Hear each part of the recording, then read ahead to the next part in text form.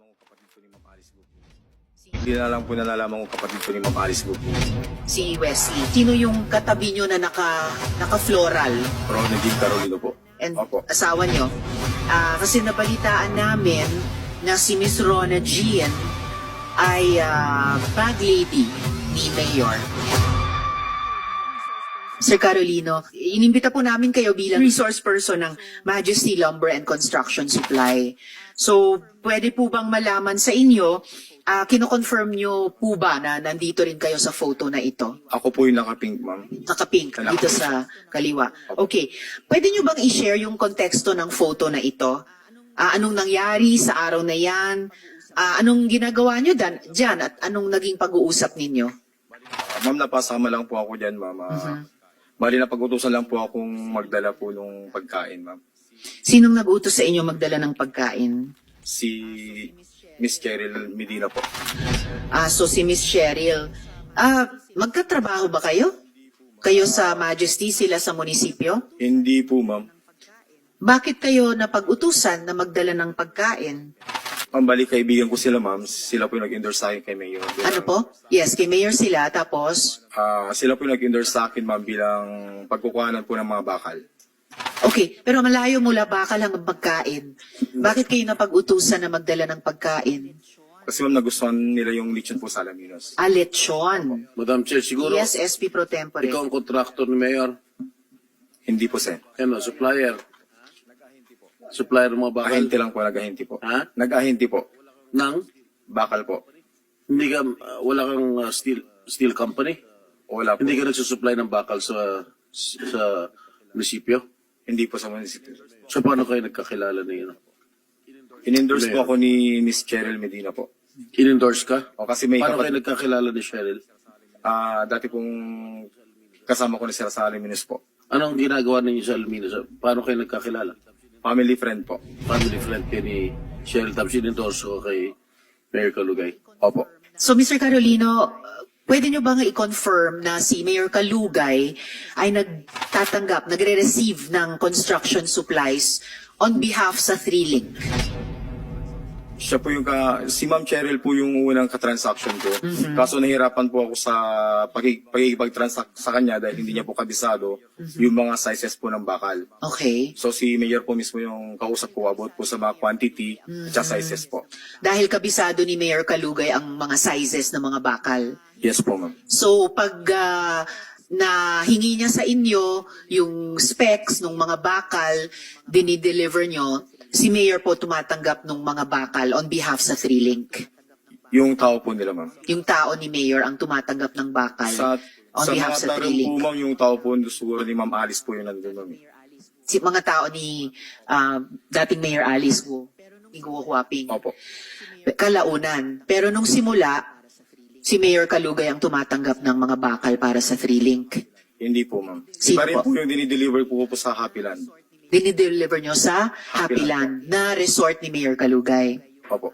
Okay, at doon tinatanggap ni Mayor Kalugay yung mga, doon sa Happy Land, yung mga bakal on behalf sa 3Link ni Go Huaping. Yung manpower po, yung mga tauhan niya po yung tumatanggap doon, ma'am. Pero, nung simula, si Mayor Kalugay ang kausap nyo. Sa quantity po, tsaka sa payment po. Sa quantity, pati sa payment. Kaya may at least kaming isang resibo na received from Mayor Kalugay ang nakasulat doon. Opo. Tama. Alright. Mr. Carolino, balikan lang natin yung photo kanina. Maari niyo po bang ipangalan yung mga nasa photo? Kahit yung kilala mo lang, sabihin mo sa amin isa-isa. Simulan natin. Halimbawa, sino yung katabi nyo na naka-floral? Rona Jean Carolino po. And Opo. asawa nyo? Alright, Rona Jean. Sino pang nasa photo na kilala nyo? Si Lian po. Lian, Yung nasa harapan niya po. yung lalaki na sa harapan ni Rona Jean. Opo. Alright. Sino pa ang kilala nyo dyan? Si Ate Cheryl po. Okay, si Miss Cheryl. Sino pa? Si Kuya Arnel po. Sinong Arnel yun? Kabahay po ni Ate Cheryl po. Okay. Si yung Arnel, kabahay ni Ate Cheryl. Sino pang kilala nyo dyan sa photo na yan? Tsaka si Mayor po. At si Mayor Kalugay. Alright. Sino daw yung naka-yellow? Lately na lang po na nalaman ko kapatid po ni Ma'am Alice Go po. Okay. So, yan na nga. Si Wesley. Nakita nyo rin, nung pagdating nyo doon, nakita nyo rin, tulad nung nakita ni Miss Cheryl, andun na siya sa labas. Opo. And then sabay sa inyong pumasok. Yung Ako po yung Wesley po. pinakahuli ma'am na dumating po ma'am eh. Ikaw ang huling dumating. Opo. So, nung dumating kayo, nasa labas pa yung Wesley Guo? Hindi ko na po matandaan ma'am. Okay, but nakasama nyo siya ng grupo nyo dun sa pagpasyal, Diyan po sa photoshoot po. sa photo na yan. Yung asawa nyo po, magkasama pa kayo hanggang ngayon? Ni Rona Jean Carolino? Hindi na po Sen. Hindi na. I see. Correct. Sino yung nasa kaliwa ni Mayor? Hindi ko po kilala masyado. Sen, nakasama po lang namin dyan sa photoshoot. Mayor, sino yung nasa kaliwa mo? Mayor Kalugay? Hindi ko po kilala, Your Honor. Hindi mo kilala? Inabutan lang po namin na kausap po yan, Your Honor. Hindi ko po kilala. O Cheryl, kilala mo yun? Hindi po, Your Honor. Naabutan po namin siya sa loob. Hindi, pangalan mo. Nakasabay lang po Identity? dyan sa picture. Hindi po, Your Honor. Matagal kayo yata nag-uusap dyan? Hindi po, Your Honor. Nung pagdating po namin, nagpicture lang po. Tapos umalis na po kami. Hindi ko po kilala po yung... Nagpa-picture lang kayo kay Chief. Opo, Your Ano Honor. ba ang pakay niyo? Bakit kayo pumunta?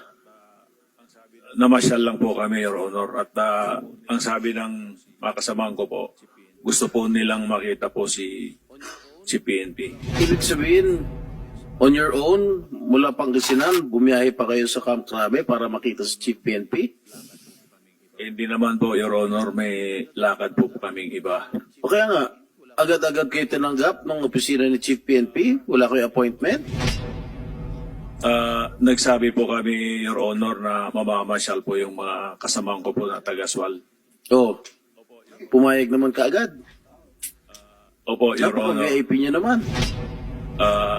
Pumayag po, Your Honor, pero mabilis On na the po. same day, gumawa kayo appointment kay Chief PNP, pumayag kaagad? Or how many days before? Kaibigan po ba kayo ni Chief Mga- PNP noon para makapag-walk-in lamang? Dalawa. Siguro po, Your Honor, mga 2 to 3 days po. Pero hindi mo kilala. Nakilala ko po si PNP po. Mr. Carolino, sabi nyo kanina, hindi na kayo magkasama ni Miss Rona Jean. Bakit? Nagkahiwalay na po kami. Bakit po kayo nagkahiwalay? Ma'am, pwede sa privacy ko nilang po yun. Sa privacy nyo. Ano bang trabaho ni Miss Rona Jean? Ma'am, nila mayor na po siya ma'am. Na kina Mayor? Anong trabaho nila kay Mayor? Hindi ko po alam kung anong exact title po ng job position po nila ni Ma'am Cheryl. Kahit hindi nyo po alam yung exact title, ano yung mga trabaho niya kay Mayor? Ano yung mga gawain? Ano yung mga pinagagawa sa kanya ni Mayor Kalugay? Ma'am, lately ma'am, nung bigla po kami nagkahiwalay ma'am, in a few days ma'am, nandun na po siya, hindi ko na po alam yung mga job, ano niya po. Basta ang alam ko lang ma'am, lagi po sila magkakasama nila Ma'am Cheryl. Okay. Miss Cheryl, ano po ba ang mga tungkuling ibinibigay ni Mayor Kalugay kay Miss Rona Jean? Clerical po, Your Honor. Clerical. Office po. Ano pa, bukod sa clerical? Ganun po, nag-a-assist lang po kami doon sa mga taong pumupunta doon sa munisipyo. Ganun po. I remind you na under oath po kayo, Miss Cheryl, kasi nabalitaan namin na si Miss Rona Jean ay bag lady ni Mayor. Hindi po, Your Honor. Mhm. So ano lang ang sa pagkaalam nyo, and I remind you, you're under oath, ano ang mga responsibilidad, ano ang mga trabaho ni Miss Rona Jean kay Mayor? Kasi po sa office po, siya yung humahawak talaga ng budget namin doon sa office. Okay, so humahawak siya ng Pang-office budget lang po. sa office. So, ano yung, bilang in charge sa budget, ano-ano yung mga gawaing pinagagawa kay Miss Rona Jean ni Mayor? Bibigay lang, pag may tao pong humingi ng solicitation, yun po. Solicitation, Ganun lang ano pa po? Marami po kasi